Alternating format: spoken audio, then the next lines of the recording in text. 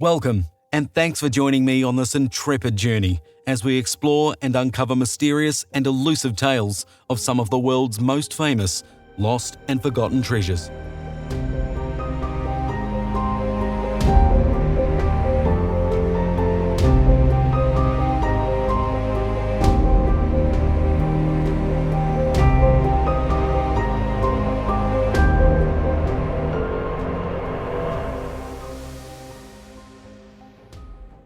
There's something about treasure and the act of seeking it that has intrigued humanity since time began, from ancient rituals to buried pirate treasure to hoards of fascinating and mystical artifacts acquired through war and brutal conquests, through to tracing our history in order to understand our past.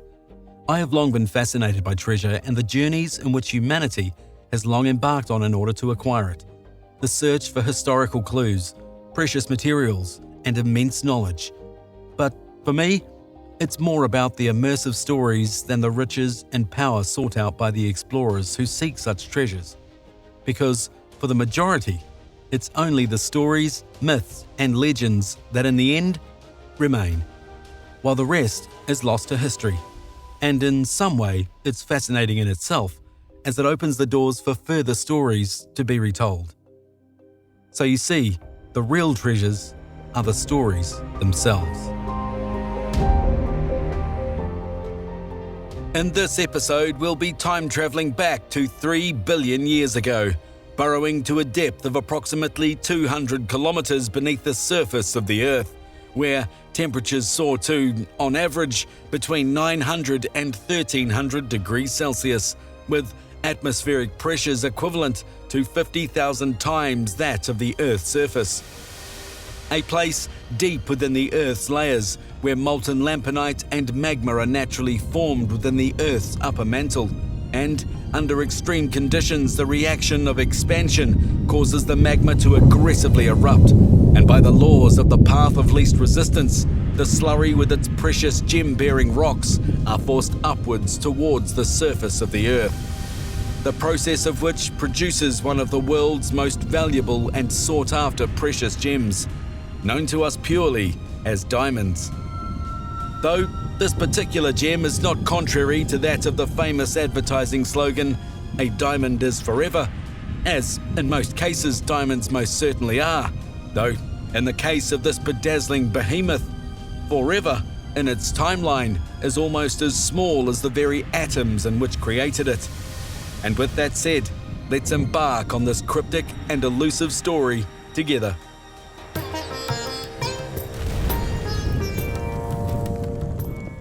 The Florentine diamond.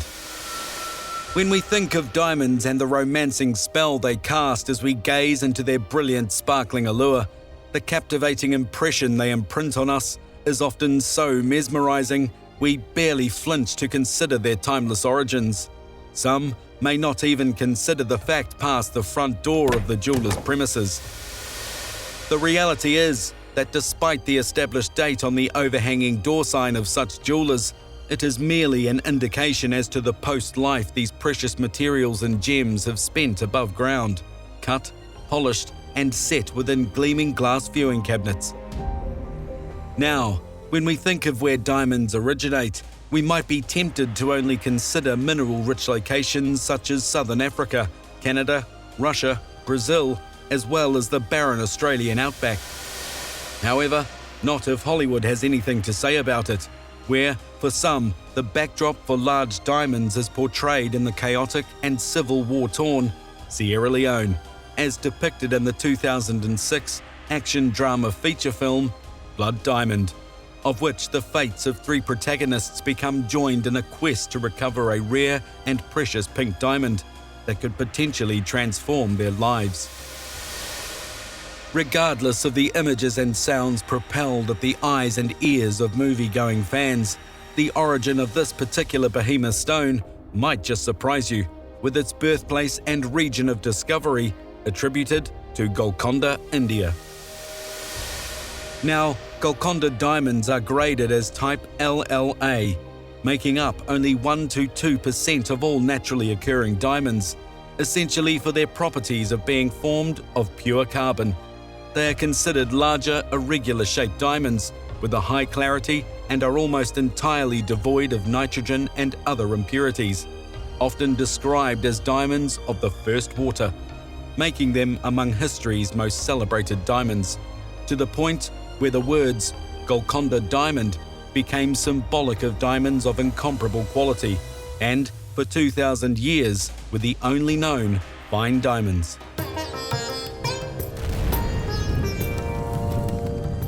However, as time would have it, and due to excessive mining over the centuries, as of 1830, Golconda diamond production had been entirely exhausted, and gemologists and traders have, as a result, ultimately classified Golconda diamonds as antiques, being that they are now considered extremely rare and precious commodities.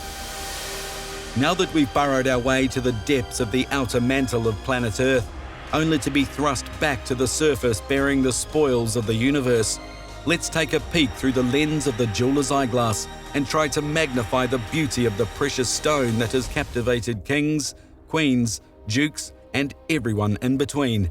And with that, let's dive even deeper into the story of a diamond so precious that history itself has found a permanent place in the rough for the behemoth gem.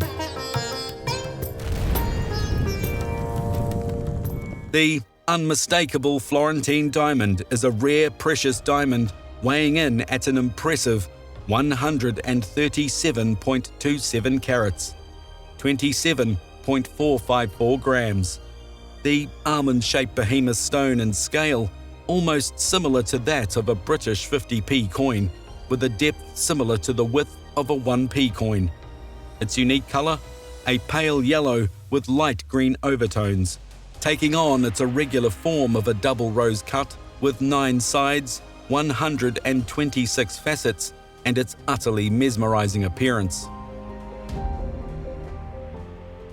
Now, you'd be mistaken to think that the famous diamond didn't exist without its own mysteries, with tales shrouding the precious gem as far back as the mid-1400s, where it is said to have been worn by the Duke of Burgundy, also known as Charles the Bold, who is said to have been wearing the behemoth stone when he fell in the Battle of Nancy at the hands of Swiss mercenaries. It is also told that beyond the aftermath of the medieval battle, a foot soldier stumbled upon the diamond after stripping the Duke's battered and deformed body of its valuables, and, after coming into possession of the gem, would later sell it on for only 1 gold florin to a man by the name of Bartholomew May, believing that the alluring precious jewel was simply made of glass.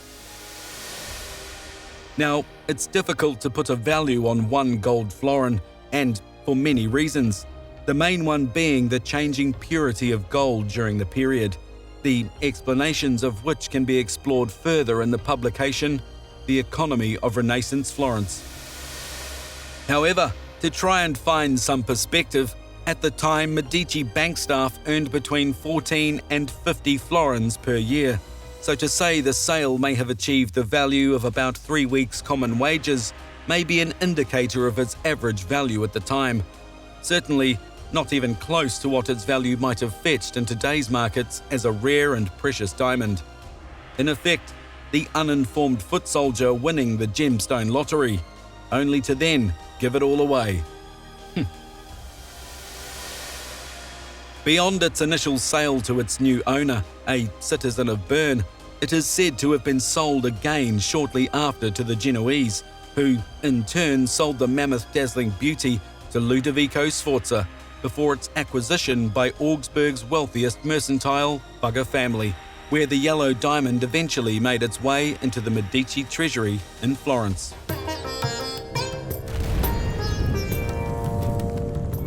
On an alternate timeline in the tale of the Florentine diamond, history tells of the stone being acquired during the late 1600s by the King of Vijayanagar in southern India.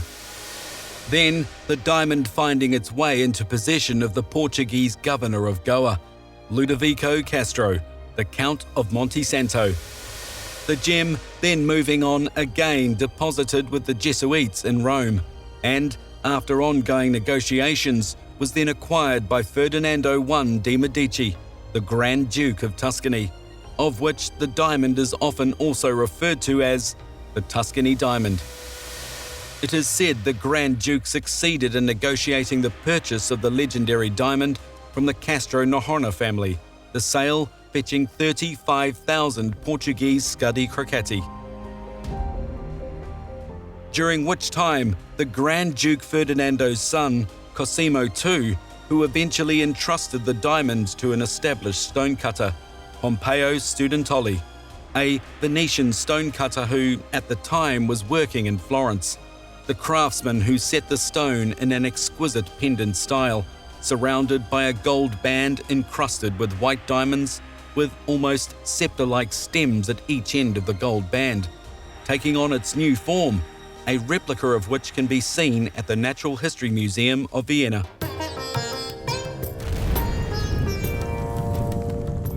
The now cut and finished gem dispatched back to Cosimo in October of 1615, of which the evidence of this version of the story is said to have been drawn up in Ferdinando's treasury inventory, presented after the death of Cosimo,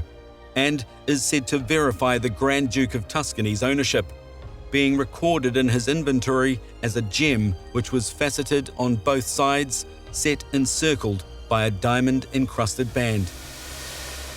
The diamond setting, also known as the Daphne diamond, among other titles, has sure had its fair share of intrepid journeys, changing hands so many times throughout the centuries that one has to truly wonder where its story truly began and ended. However, despite this, the earliest documentation of the sparkling gem begins with the French merchant and worldly traveller, Jean-Baptiste Tavernier, the gem merchant of whom came across the Florentine diamond, discovering its presence among the belongings of Ferdinando II de' Medici, the Grand Duke of Tuscany during 1657, before it changed ownership once again into the hand of the Habsburgs after the passing of the last surviving Medicis. During the time of the marriage of Francis III Stephan of Lorraine to Empress Maria Theresa of Austria, and from that point forward, the Florentine took its place embedded in the crown jewels of the Hofburg in Vienna, at the time valued at approximately $750,000. Now, forward a few hundred years, whereas history would repeat itself, a new battle began to emerge, one of the deadliest global conflicts to divide humanity in history, World War I.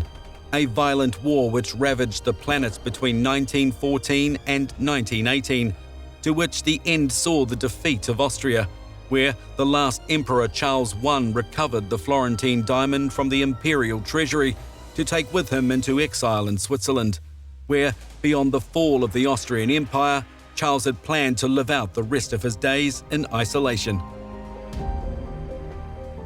But with all stories of treasure and war, the plot was about to take another turn. When, during his escape, someone had managed to steal the behemoth pale yellow diamond right out from underneath him. As if the defeat of war wasn't enough, it is suggested that the slick diamond thief was someone close to the imperial family, and that the alleged diamond thief took the gem to South America, along with other precious gems which adorned the Hofburg crown jewels.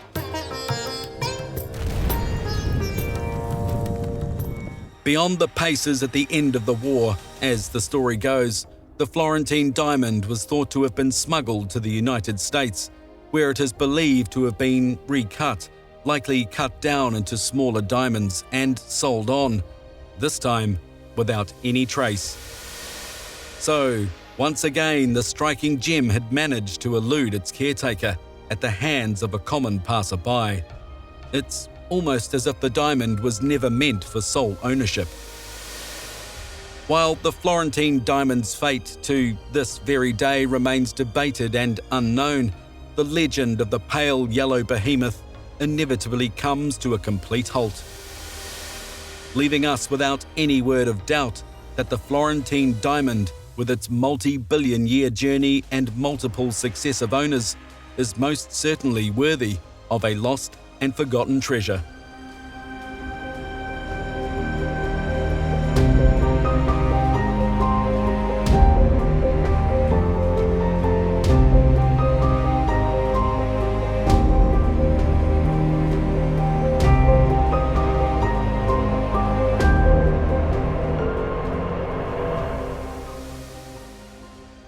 Well, as the magma erupts towards the Earth's surface, bringing with it ancient and precious stones, the story of one of the world's most notable diamonds, one which travelled great lengths and caught the eye of many a great man and woman, leaves us and every after passer-by with clues that are as minute as the atoms that forged the fine stone itself, offering little in the way of even the smallest shards that may someday point to the lost and forgotten Florentine diamond. Throughout this elusive, conflicting and multifaceted journey, we are presented again with more uncut questions than perceivable answers. At the same time, we have been, and remain, mesmerized by the story.